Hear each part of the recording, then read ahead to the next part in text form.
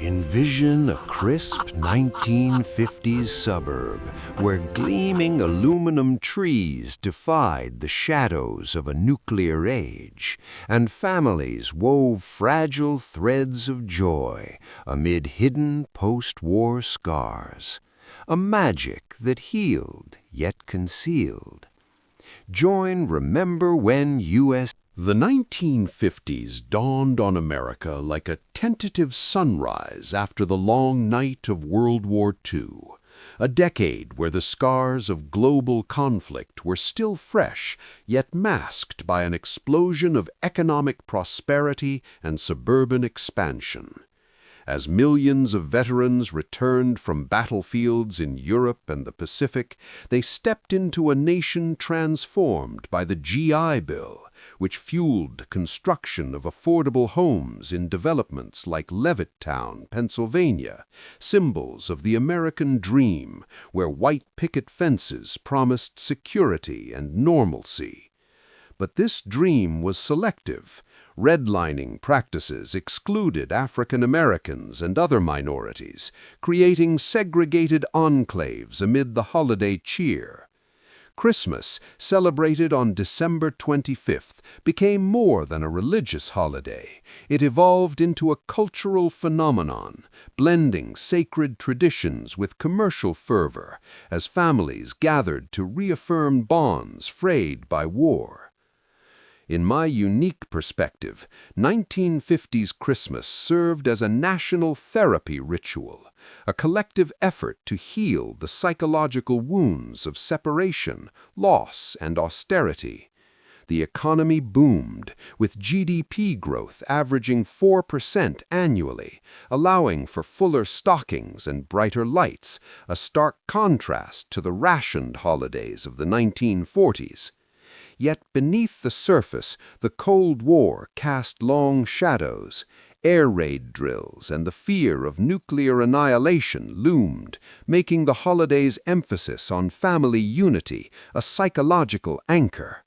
Fathers, once soldiers, found solace in hanging decorations, transforming attics into treasure troves of tinsel and ornaments, acts of creation that countered the destruction they had witnessed. Mothers who had tasted independence in wartime factories as Rosie the Riveter were now redirected toward domesticity, their roles glorified in magazines like Ladies' Home Journal as the heart of the home. This shift, however, bred quiet frustration, what Betty Friedan would later term the feminine mystique in 1963, a sense of unfulfilled potential amid the pressure for perfection. Racial aspects added layers of complexity. While mainstream narratives depicted idyllic white families, African American communities adapted traditions within the constraints of Jim Crow laws, often centering celebrations around church gatherings and resilient family bonds to counter discrimination. Immigrant families, too, blended old-world customs like European Yule logs with American innovations, creating hybrid rituals that hinted at emerging multiculturalism. The baby boom, with birth rates peaking at 4 million annually, filled homes with children, turning Christmas into a canvas for instilling values of gratitude and optimism. Parades, a new phenomenon in the 1950s, drew communities together, with floats and Santa Claus embodying civic pride and commercial spirit. Deeper analysis reveals the holiday's role as a facade of joy, where abundance masked societal pressures. Marriages, often rushed in the late 1940s, faced strains from conformity, leading to hidden issues like alcoholism and domestic abuse, phenomena exacerbated by the era's rigid gender expectations. Women, averaging marriage at age 20, bore the brunt, balancing large families with household duties, their wartime empowerment curtailed by ads urging perfect holiday spreads. Men, as providers, grappled with the transition from battlefield heroism to suburban routine, finding expression in carving the turkey or assembling toys. This post-war Christmas bridged eras, from Victorian religious roots to mid-century consumerism, influenced by events like the 1956 Rockefeller tree lighting with electric lights. It foreshadowed modern holidays, where Black Friday sales echo 1950s catalog frenzies, but with less intentionality. In reflection, 1950s Christmas taught resilience, rituals as antidotes to uncertainty, a lesson for our 2025 world of digital isolation and economic volatility. Imagine the glow of candles in windows, signaling all is well amid global tensions, as families tuned radios to carols, forging memories that endured beyond the decade's facade. For example, in 1950, the Nixon family posed for photos around their tree, a snapshot of middle-class aspiration that hid broader social divides. This era's optimism, fueled by post-war prosperity, allowed for extravagant displays in some neighborhoods, but for many it was simple gatherings that mattered most. The rise of TV specials like A Charlie Brown Christmas in 1965 had roots in 1950s radio shows, shifting entertainment from communal to home-based.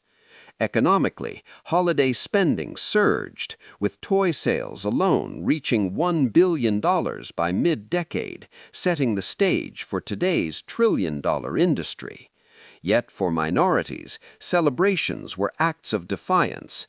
Black families in the South hosted feasts despite segregation, using food as a symbol of abundance against oppression. Gender tensions simmered. Women organized cookie swaps, early forms of social networking that offered relief from isolation. Children, the focus of the boom, learned values through Santa's list, rewarding good behavior in an era of conformity. The Cold War infused toys with space themes like rocket sleds, normalizing fears through play. Overall, this period's Christmas was a mirror of America's aspirations and blind spots, a time when joy was both genuine and constructed. Decorating a 1950s home for Christmas was not just festive preparation, it was a profound expression of cultural tension, blending old-world sentiment with space-age innovation. The aluminum Christmas tree, patented in 1958 by Addis Brush Company and selling over 1 million units by 1960, stood as a metallic beacon in suburban living rooms, its branches reflecting the glow of rotating color wheels like a space-age aurora. Not mere novelty, these trees embodied post-war resilience, fireproof, reusable, and gleaming like the rockets America dreamed of launching to outpace the Soviets in the space race. In my view, they were psychological armor, rejecting the vulnerability of natural pines in an era haunted by fire hazards and nuclear threats, a symbol of indestructibility for families rebuilding lives. Bubble lights, popularized in 1956, bubbled like scientific marvels in glass tubes, captivating children with their hypnotic simmer, offering a brief escape from the grim realities of duck and cover drills taught in schools. Tinsel, draped strand by strand, added glamour, while handmade ornaments, popcorn garlands threaded by little hands from Depression-era thrift habits, paper chains crafted in classrooms, preserved the soul of rural America amid urban sprawl. Outside, wreaths adorned doors and candles flickered in windows, not as mere aesthetics, but as silent vows of community in the isolating vastness of new suburbs like Levittown, where neighbors competed gently in light displays to affirm belonging. My deeper analysis reveals a profound contradiction. The 1950s Christmas was both forward-looking and desperately nostalgic. Aluminum trees clashed with Victorian pine traditions, mirroring America's industrial pivot from wartime production to consumer goods. Yet handmade touches grounded families in personal histories, passing down ornaments as heirlooms that told stories of survival. Women, confined to domestic roles by societal norms, found subtle empowerment in these rituals, transforming mandated homemaking into creative expression. Their living rooms became canvases, predating feminist assertions of agency in the 1960s. For minorities, decorations adapted. African American families incorporated church symbols or blended Kwanzaa precursors with Christian motifs, hinting at cultural pluralism amid exclusion and Jim Crow laws. Economically, this fueled booms, with holiday decor sales surging as part of the $1 billion toy and gift industry by mid-decade. But environmentally, it sowed seeds of waste we decry today in our plastic-heavy holidays. Deeper, decorating rituals served as therapy, veterans hanging tinsel as acts of normalcy, turning chaos into order, while children stared at bubble lights for hours, fostering imagination without the batteries or apps of modern toys. Compared to Victorian excess with real candles, a fire hazard recalled in anecdotes of 1950s Sweden tree sales, 1950s subtlety taught restraint, yet it birthed the LED extravaganzas of today, where neighborhoods compete with synchronized lights. In Cold War context, space-themed ornaments normalized fears, turning holidays into patriotic affirmations, a rocket under the tree symbolizing America's quest for supremacy. This contradiction, innovation versus tradition, mirrors America's soul, progressive yet nostalgic, inclusive in rhetoric but divided in practice. For example, the 1950s wave of aluminum trees, criticized for being soulless, eventually faded, but their legacy lives in today's artificial trees. Women organized decoration parties, early cookie swaps that offered social relief from isolation, laying groundwork for community networks. Children participated, learning responsibility through threading garlands, a far cry from today's pre-made kits. Outdoor displays, like those in Brooklyn's Dyker Heights, precursors to modern extravaganzas, fostered gentle competition, but in segregated neighborhoods they highlighted divides. Psychologically, the act of decorating built resilience, turning homes into sanctuaries against external threats. In 2025, we chase sustainable decor, but the 1950s reminded us that magic is handmade, not mass-produced. Imagine the scent of fresh pine mingling with bubble light heat as families laughed over tangled strings, creating bonds that outlasted the season. Shopping for Christmas in the 1950s transformed from wartime shortages to a catalog-driven dream, with the Sears Wish Book arriving like a Bible of desires, children circling items months in advance. Gifts were fewer but meaningful, often one or two per child, reflecting the era's frugality blended with newfound affluence, teaching gratitude in a world recovering from rationing. Popular toys included Barbie, debuting in 1959 as a symbol of aspirational femininity, subtly empowering girls with fashion and dreams while reinforcing gender norms. Mr. Potato Head, introduced in 1952, encouraged creativity with everyday veggies before plastic parts, fostering imagination for boys and girls alike. Matchbox cars, miniature worlds of the automotive boom, prepared boys for mechanical curiosity, aligning with the era's car culture. For adults, cosmetics, jewelry, or clothing were staples, wrapped in festive paper with bows tied by hand, personalizing the act of giving. In my analysis, these gifts weren't just objects, they encapsulated the 1950s ethos of optimism and gender roles, with Barbie representing the suburban housewife ideal, yet hinting at careers, a precursor to 1960s feminism. Boys' toys, like cars, fostered skills for the industrial economy, while selectivity taught value, unlike modern excess. Christmas morning was electric, kids in pajamas tearing into packages under the tree, parents sipping coffee with smiles, the magic in anticipation, not abundance. But class and racial divides were stark. Middle-class white families enjoyed Barbie waves, while working-class or minority households relied on handmade gifts or simple joys, highlighting inequality.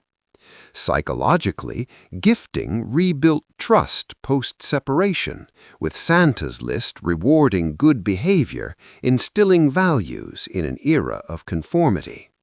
In Cold War context, space-themed toys assuaged fears, turning anxiety into play, a rocket sled under the tree normalizing the arms race. Women navigated budgets with ingenuity, turning shopping into a form of empowerment amid constraints, laying groundwork for consumer rights movements. Today, instant gratification dilutes meaning. The 1950s showed selectivity breeds joy, a lost art in our Amazon era. Anecdotes abound, a bike under the tree symbolizing freedom in suburbs, or handmade dolls in minority homes as acts of love against poverty. The toy industry surged, with sales hitting $1 billion, setting the stage for today's global market.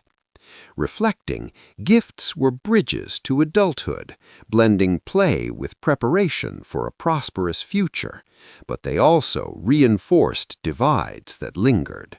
The Christmas dinner table was the epicenter of 1950s family traditions, a feast that symbolized abundance after rationing years, with turkey or ham taking pride of place, surrounded by stuffing, cranberry sauce, and green bean casserole, a 1955 invention using canned goods for convenience. Christmas Eve often featured oyster stew, a meatless nod to Catholic customs, simple yet flavorful with milk and butter, accessible even in inland homes via cans. Desserts like fruitcake, dense with nuts and fruits, were mailed as gifts, enduring jokes but representing longevity and sharing. Large gatherings were the norm, grandparents, aunts, uncles crowding around the table in festive attire, sharing stories amid clinking glasses. In dissecting this, the meal was more than food. It was a ritual of unity in an era of nuclear families expanding, reinforcing hierarchies with dads carving the turkey as providers.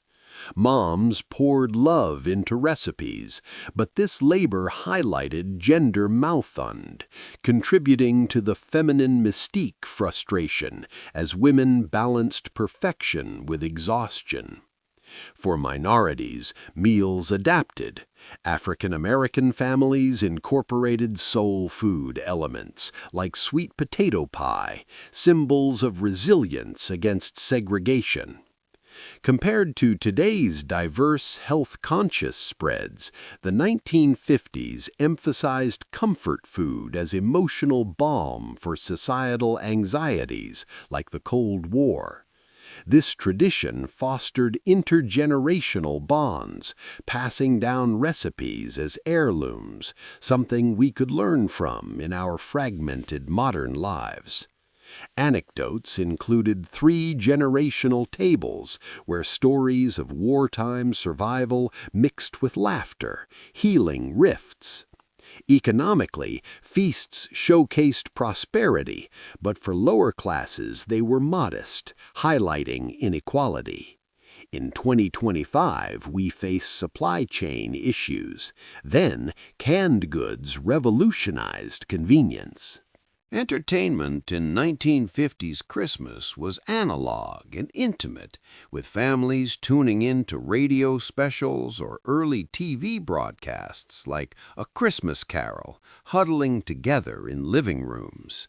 Board games, Monopoly, 1935, but popular in 1950s, Scrabble, filled evenings, promoting laughter and light competition without screens. Community parades with floats and Santa drew crowds to small-town streets, fostering civic pride in an era of suburban growth. Bedtime stories from books like The Night Before Christmas sealed the day, instilling wonder. My perspective, these activities were antidotes to isolation in sprawling suburbs, building emotional resilience through shared experiences. Unlike today's virtual connections, they demanded presence, strengthening bonds in a time of social conformity. Parades especially highlighted inclusivity, blending Christian traditions with emerging multiculturalism, though often white-centered.